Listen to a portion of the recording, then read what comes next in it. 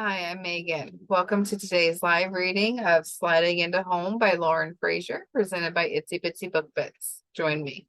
Chapter 1. Who knew coaching T-ball would be so much fun?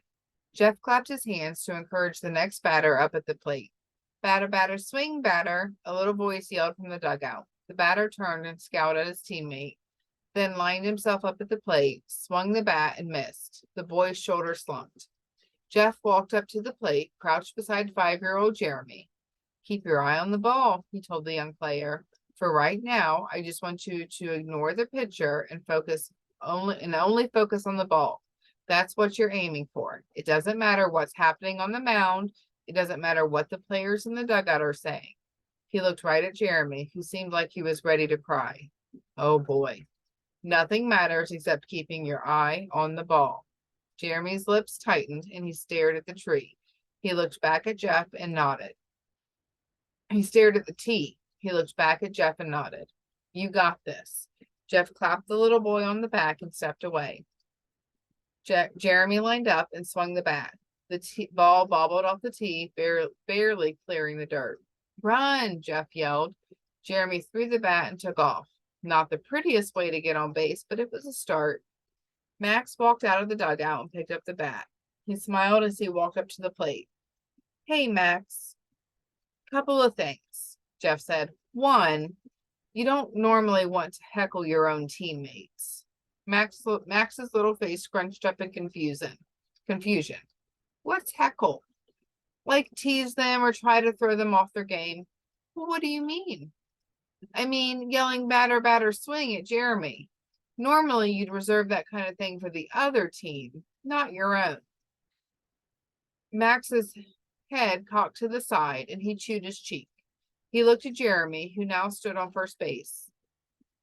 But he's on base, so it worked. Jeff put back a smile. True, but not because you were yelling at him. Your cheer made him nervous, and he had a hard time hitting because you were calling out to him. That's dumb. I was telling him to swing because he was just standing there doing nothing. Jeff pretended to cough to mask his amusement. The kid wasn't wrong. Okay, but maybe for your own teammates, you want to shout something more encouraging like, let's go, you got this, something like that. You know, the kind of thing you'd want someone to yell when you were at bat. Max pursed his lips. That's what I did. He didn't look like he knew what to do. Covering his laugh again, he dragged his hands over his mouth. Okay, but still, maybe we could be more encouraging. That cheer you were doing, while a good one, is normally used when you're playing in the field and your pitcher is throwing the ball. It's not normally used in T-ball. The little boy shrugged. Okay, Smitty, if you say so, but I think it's a good one. I think it's best we table that cheer for this season. Deal? He shook the boy's hand to seal the deal. Deal, Max said as he shook. But I could yell it at the other team if I came and watched you play, right? Jeff grinned. Absolutely. It would definitely rattle the other team. Cool, Max nodded. Batter up, he called as he walked up to the plate. This kid cracked him up. When the Hawks had partnered with the local San Diego Youth Center to run programs for underprivileged children to play sports, he thought it was a great idea. He never imagined he'd enjoy it as much as he did. Jeff had been coaching the kids twice a week for the past month, and he looked forward to it, especially the T-ball. Introducing these kids to the best sport in the world and watching them fall in love with the game, like he had at their age, was unreal, and kids like Max made it even better. A woman wandered toward the outfield fence. He couldn't take his eyes off her as she leaned her arms on the railing. Her long brown hair blew in the breeze, and she reached out to try to tame it. His gaze lingered on the tattoos on her forearms. Mom sure didn't look like that when he was a kid. But then again, he'd never seen her before, so maybe she was just a babysitter or something. That would be better for sure, a whole lot less creepy than oogling the mom of one of his players. He shifted his gaze from her to check his watch. All right, everybody, last batter. Groans rang out from the field and the dugout. Not that he could blame them. There was something magical about playing ball. Excuse me. With one more bobbled attempt at bat, the game was done. As the kids filed in from the field, Jeff held up his hand and each player slapped it for a high five. Good job today, everybody. Grab all your gear. You're responsible for your own stuff, so make sure you bring it with you. If I have to bring it in, it's mine. A high-pitched squeal sounded from his right. He turned, not sure what he was going to find. With this crew, it could be anything from a nosebleed to a butterfly. Max stood on the bench, waving vigorously at someone across the field. He looked in the direction and saw the woman he'd been admiring earlier waving back. It figures my favorite kid has a hot mom. Max ran up to him. Smitty, you gotta meet my mom. His muscles tensed and his pulse raced a little faster at the prospect of getting a better look at the woman. Sure, kid. He adjusted his hat on his head. Just let me make sure no one left anything behind. Jeff walked with Max toward the dugout. The kid scooped a glove off the ground. Annie left her glove. Can I have it? Max looked up at him wide-eyed. No, it's Annie's, Jeff answered. But you said anything that gets left is yours, and he grinned and slid the glove on his hand. It's not going to fit you, so nice try, kid. Jeff held out his hand for the glove. With a dramatic sigh, Max dropped the mitt into Jeff's palm. That looks like the only thing left behind today. You guys are getting better. Jeff looked at Max, and the boy beamed back at him with a grin. His missing front teeth made him look like he was at hockey camp instead of baseball. Max grabbed his hand. Come on, you gotta meet my mom. I'm coming. Max tugged Jeff's hand, trying to drag him down the field as fast as he could. Jeff resisted. There was no way he was jogging across the field to meet a woman, not even one as sexy as Max's mom. He could maintain some kind of dignity.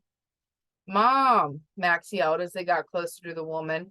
He dropped Jeff's hand and ran toward her. The second he got close to his mom, his feet left the ground and he leaped at her. The woman caught him in midair like a seasoned pro. The move was so practiced and easy it was clear they'd done it 1,000 times. Not taking his eyes off the pair, he smiled. Not many kids in the program seemed to have this kind of relationship with their parents. It was nice to see. Reminded him of his family. Mom, this is Smitty. The woman turned her attention toward him. With her big black sunglasses on, he couldn't see her eyes, but her mouth gaped as soon as she looked at him. Jeff? She whispered. Yeah? What the hell? How did she know his first name? Most of the players, including the kids, called him Smitty. No, Mom. This is Smitty. Yeah, I heard you, baby. She set her son on the ground and then stared to her right for several seconds. Finally, she stood tall and flipped her dark sunglasses up on her head and stared right into Jeff's eyes. Saskia? Jeff's heart raced. What was she doing here? Yep. She gave him a tight smile. Shit. He winced when the cuss word slipped out. I mean, wow, small world. What were the odds a woman he'd slept with years ago in Tucson would show up here in San Diego in an inner-city youth program? No kidding, she said. So you're the infamous Smitty I keep hearing about. She fidgeted from one foot to the other. Apparently. Why did she look so uncomfortable? It's not like he was going to tell her kid he'd had a one-night stand with his mom before he was even born. Trying to reassure her, he smiled. Wow, Jeff. Max's face scrunched up as his gaze started between Saskia and Jeff. Mom, why do you keep calling him Jeff? She stammered. Jeff decided to help as best he could. Your mom and I knew each other years ago. That didn't sound so bad, saying they'd known each other. You did? Max's hazel eyes widened, and then he turned to his mom. Why didn't you say you knew Smitty? Max tilted his head. Why didn't you say you knew Smitty? Because I didn't realize I knew him until right now. Max tilted his head and furrowed his brow. How do you not know? Most people call me Jeff. It's only ball players and people around baseball who call me Smitty. But I call you Smitty. Max narrowed his eyes at him. His fingers tangled in his sandy blonde hair as he scratched his head. Jeff could practically see little wheels in his head spinning. Well, yeah, but you're a ball player, right? Shit, he hoped he was playing this cooler than he felt. A smile spread across Max's face. Yeah? He glanced at his mom. But she's not. Exactly, Jeff nodded. That's why she only knew my name was Jeff. Oh, Max's head bobbed in understanding. We should get going, buddy. We have to go by Auntie Vika's on the way home. Yes, Max pumped his arm in the air, then turned to Jeff. You want to come? Jeff bit back a laugh. Yeah, that wouldn't be incredibly uncomfortable. Saskia could barely look him in the eye. No thanks, bud.